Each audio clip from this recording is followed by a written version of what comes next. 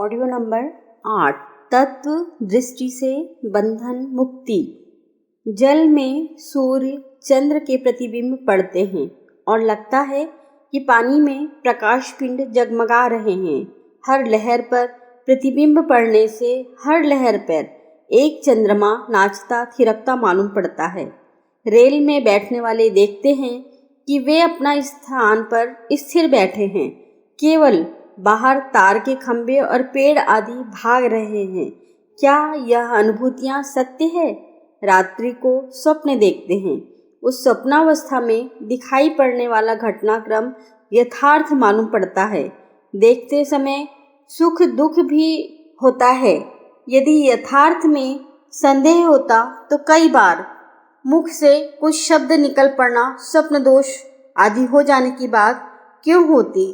जागने पर स्पष्ट हो जाता है कि जो सपना देखा गया था उसमें यथार्थ कुछ भी नहीं था, केवल कल्पनाओं की उड़ान को निंदित मस्तिष्क ने यथार्थ अनुभव कर लिया।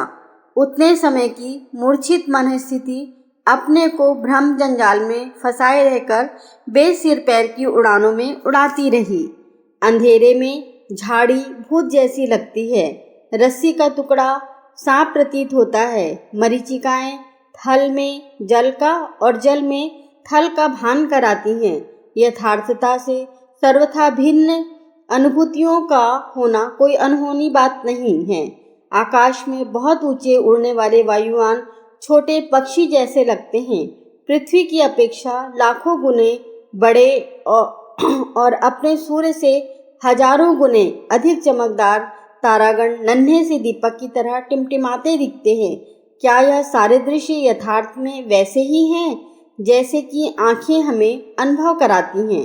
आंखों की तरह ही अन्य इंद्रियों की बात है। वे एक सीमा तक ही वस्तु स्थिति का ज्ञान कराती हैं और जो बताती जताती हैं उसमें से भी अधिकांश बातें भ्रांत होता है। बुखार आने पर गर्मी की ऋतु में शीत का और शीत में गर्मी का अनुभव होता है। मुंह का जायका खराब होने पर हर चीज कड़वी लगती है। जुखाम हो जाने पर चारों ओर बदबू का अनुभव होता है। पीलिया रोग होने पर आंखें पीली हो जाती हैं और हर चीज पीले रंग की दिखाई पड़ती है। क्या यह अनुभूतियाँ सही होती हैं? जिस वस्तु का जैसा स्वाद प्रतीत होता है वह वास्तविक नहीं है। यदि ऐसा होता तो मनुष्य को जो नीम के पत्ते कड़वे लगते हैं वे ऊंट को भी वैसे ही क्यों लगते? वह उन्हें रुचिपूर्वक स्वादिष्ट पदार्थों की तरह क्यों खाता? खाद्य पदार्थों का स्वाद हर प्राणी की जिह्वा से निकलते रहने वाला अलग अलग स्तर के रसों तथा मुख के ज्ञान तंतुओं की बनावट पर निर्भर है।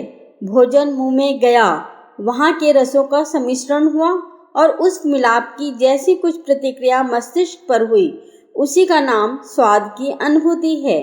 खाद्य पदार्थ की वास्तविक रासायनिक स्थिति इस स्वाद अनुभूति से सर्वथा भिन्न है। जो कुछ चखने पर अनुभव होता है वह यथार्थ नहीं है। शरीर विज्ञानी जानते हैं कि काया का निर्माण अरबों खरबों कोशिकाओं के सम्मिलन से हुआ है। उनमें से प्रतिक्षण लाखों मरती हैं और नई उपजती हैं। यह क्रम बराबर चलता रहता है और थोड़े ही दिनों में कुछ समय पूर्व वाली समस्त कोशिकाएं मर जाती हैं और उनका स्थान नई ग्रहण कर लेती हैं।